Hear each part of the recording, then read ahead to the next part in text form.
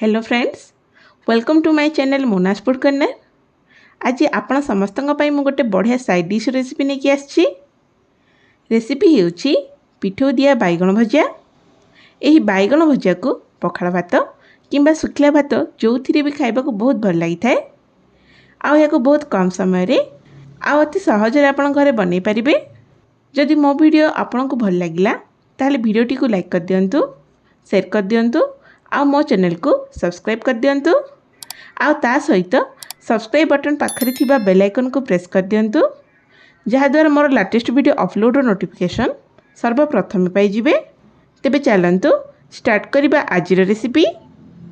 पिठो दिया बैगण भजिया बनेबा पई मु गोटे बड़ साइज रो बैगण को गोल गोल करी काटी नेछि। बैगण सब कला न पड़िबा पई मु पानी रे सब को भिजै देछि। बैगण को एठी मु बेसी मोटा कि बेसी पतला करिनी, एही भली साइज रे काटी नेबे। एबे चलंतु बैगण भजिया पई पिठो प्रस्तुत करिबा। पिठो बनेबा पई मु एठी पाखा पाखी 3 बड़ चमच चाउळ चूना नै जाईछि।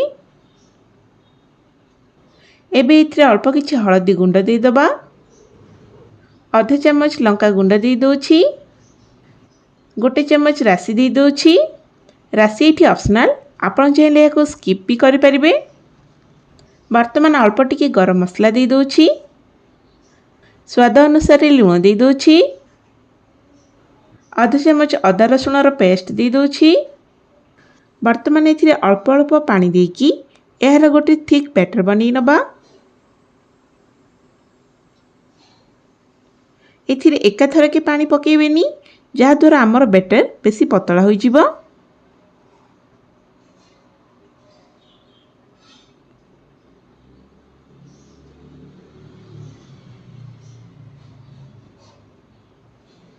देखंतु आमर बैटर प्रस्तुत हो जाइछि। एबे चलंतु बैगण भाजिबा स्टार्ट करिबा। बैगण भाजिबा पई मु फ्राइंग पैन नै जाइछि। पैन गरम होला परे एथिरे किछि सोरस तेल दे दबा आ तेल को भले से गरम हेबा को दबा।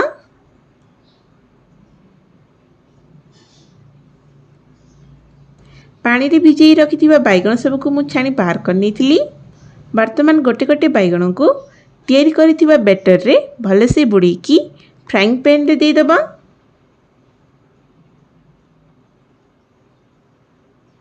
गैस रो फ्लेम को मीडियम रखिबे एठी, नचेत बैगण तळपटु पोड़ी जाई पारे। गोटे मिनिट फ्राई होला परे ए सब को उल्टै नबा।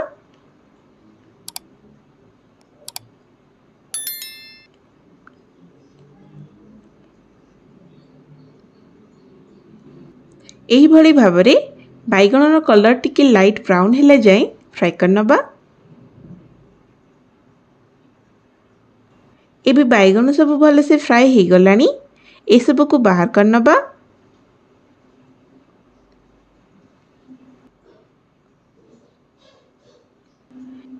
बाकी सब बैगण को मध्य एही भली भाबरे फ्राई कर नबा।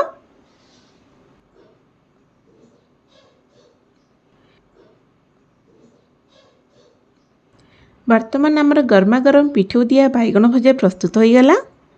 एही बैगण भजिया को एही भली गरम थिला बेले ही पखाळ भात किंबा गरम भात सहित खाइबा को बहुत भल लागि थाए। आपण याको घरे निश्चय ट्राई करंतु, आशा करूछि भल लागिबो। वर्तमान पई मु रहउछि, पुणी आसीबी आउ एक डिलीशियस रेसिपी सहित। Thank you.